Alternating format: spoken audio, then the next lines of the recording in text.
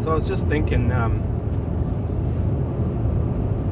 I was having this conversation with this woman, and she is opening up a child counseling business, and we were talking about sharing a space together, even just at night, me renting the space from her at night. So she brought up the fact, can I take a look at what you do? Do you have a website or such? Like, she just wanted to, look into if we could actually share a space together, right?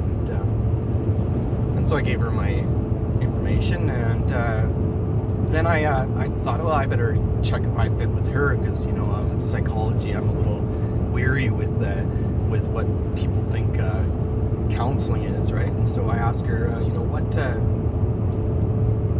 what do you guys focus? What are some of your focuses in this? I'm a big lover of Piaget's balance of the external with the internal, and I started just kind of talking to her about that. She's like, oh yeah. She cuts in and she's like, that's psychology 101, right? Like, as if it was simple, right? Well, the simple ideas are actually very complex when you actually try to utilize them in a subjective situation, right? So I was like, well, what do you focus on? She's like, we focus on trauma with kids, right? And I was like, oh, okay, but do you ever focus on the disciplinary side of things or the cognitive side of things, like what parts that they could be a part of, because and she's like, no, well, we are focused on this and that, and she's like, and she just wouldn't go anywhere with me, she wouldn't talk about it because I'm not a PhD or whatever, right? So I was like, but I noticed that she was just talking about trauma with kids, and I'm like, well, you got to be very careful around trauma with kids, because with people in general, is because if you focus on what the external world did to you, and that's the maternal therapist is like, what did the external do? Oh, poor you, the external world's been hard on you, right? And of course that is let's say half the time that is the case. However, is it psychologically healthy to put yourself as a victim against the world, or a force against the world, right? So that's why, even it sounds harsh, but it's like, what could you have done differently to avoid that trauma of the past? And people are like, you're talking about kids here, right? Like they're a victim from the world, right? Well, I'm not talking about, yes, they're in circumstances that they could not avoid because they have been put there by adults. Yes, but what I'm talking about is you can change trauma of the past by teaching people tricks now.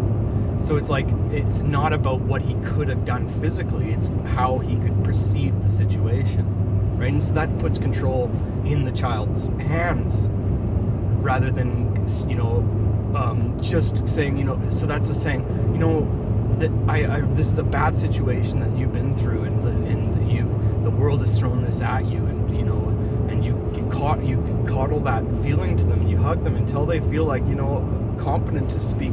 But then once you feel the energy is right, then you can start talking about what they could do to change how they perceive that, so that they can move past it, but also how they could avoid these things in the future. And so the fact that this therapist didn't bring up any of the, let's say, masculine psychology, for lack of a better term, it worries me. And there's two in that building I'm in. There's two psychologists or counselors opening up, and I believe I know one is specializing in kids, and look at how the world just traumatized these kids, right? And look at all these people that are jumping in there to make a bunch of money off all these traumatized kids. Well, you better have competence to do that, or you might be doing more harm to these children than good. And there is truth. We've seen this, where you can, if you look at what happened in Saskatchewan during the satanic thing that happened in the 80s, I believe, that they're thought there was a big cult coming and raping children or whatever. They had psychologists talking to kids and leading the witnesses into a story that was not real, because kids are able to be led like that. So you just like a TV show, you can create their perception of the past.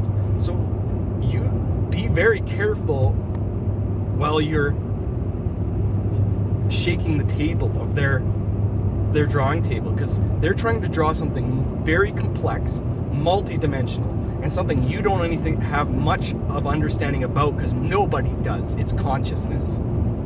So the fact that you jumped at me with your ego and said, "Oh, that's therapy 101," is you just told me what you are, and you are an egotistical counselor, which tells me you're likely doing more harm to those children than good. So if anybody disagrees with me, I'd love to hear from you. Maybe we can have a podcast and talk about it rather than, just being mad at me behind your back. I want to learn more, and if I'm off base, please tell me where I am, and you can email me at melatonic@protonmail.com.